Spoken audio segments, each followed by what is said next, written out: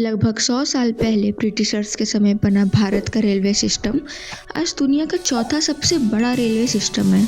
India की backbone भारतीय railway India की ग्रोथ, नेशनलिज्म और आंतरिक एकता में महत्वपूर्ण भूमिका निभाता है।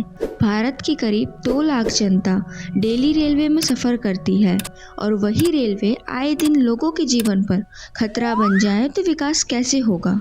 हाल ही में 28 फरवरी को झारखंड के जामताड़ा में हुई रेल दुर्घटना में ट्रेन 12 लोगों के ऊपर चढ़ गई, जिसमें 2 लोगों की दर्दनाक मौत भी हुई।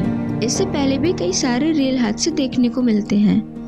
पिछले साल 2023 में ही करीब 9 से ज़्यादा रेल हादसे हुए, जिसमें कि Bihar north east express derailment, Mathura EMU train derailment, Tiruchirappalli Shri Ganganagar Humsafar SF express fire, Lucknow Rameswaram Bharat Gaurav train fire, Falaknuma express fire, Nilgiri mountain railway derailment, Jal Shatabdi express coach derailment, Visakhapatnam Raigarh passenger train में आग, Kamakhya junction north east express derailment आदि देखने को मिलते हैं। और उड़ीसा के बालासोर में हुआ ट्रेन डिरेलमेंट कैसे भूला जा सकता है, जिसके बाद कई लोग आज भी ट्रेन में बैठने से डरने लगे हैं और जिसमें 700 लोगों से ज़्यादा के लोग घायल भी हुए। तो ऐसी बड़ी दुर्घटना आगे ना हो, इसके लिए हमें रेलवे दुर्घटनाओं के बारे में 2 चीज़ें पता होना बहुत ज़रूरी है। वो 2 चीज़ें क्या है?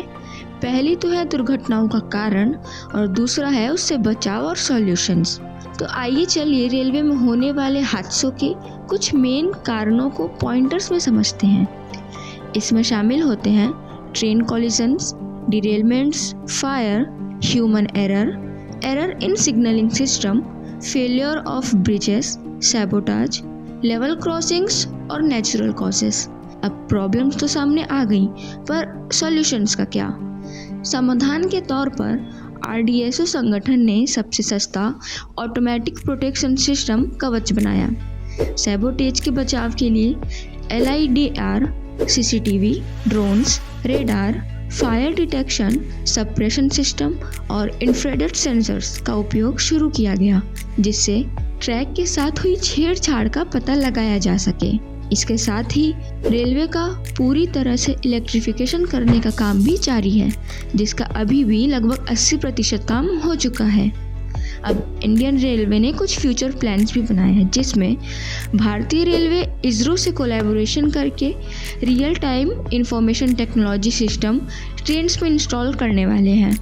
यह सिस्टम ट्रेनों की लोकेशन को ट्रैक करने के लिए ISRO की सैटेलाइट बेस्ड GPS तकनीक का प्रयोग करेगी, जिसे भारतीय क्षेत्रीय नेविगेशन सैटेलाइट सिस्टम कहा जाता है। इससे ट्रेन की रियल टाइम मूवमेंट पता चलेगी और ट्रेन कॉलिजन्स के चांसेस कम होंगे। दूसरा, कवच सिस्टम का इंस्टॉलेशन होगा। कवच एक ऑटोमेटिक प्रोटेक्शन सिस्टम है जो ट्रेन के फ्रंट पे लगाया जाता है। यदि कोई ट्रेन सामने से आती है तो ये ऑटोमेटिक ब्रेक्स लगा देता है, जिससे कि ट्रेन कॉलिजन्स के चांसेस कम होते हैं। Third, advance signalling system. Signalling system को एडवांस करने से और इसको इजी टू ऑपरेट किया जाएगा, जिससे ह्यूमन एरर की संभावना कम होगी। बने रहिए एक सोच के साथ। मैं हूँ शैलोशी सिंह। Thank you.